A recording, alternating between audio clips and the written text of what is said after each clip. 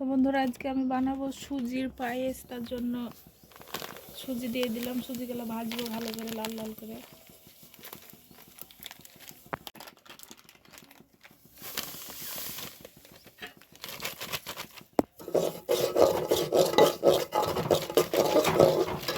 তো এবার দেবো গরম পানি।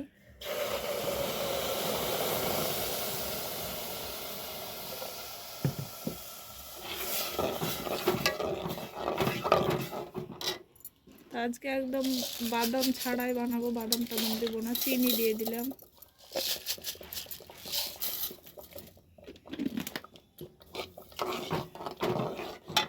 তারপর এখানে আছে দুধ আর তেজপাতা, দুটো এলাচ দিয়ে দেবো।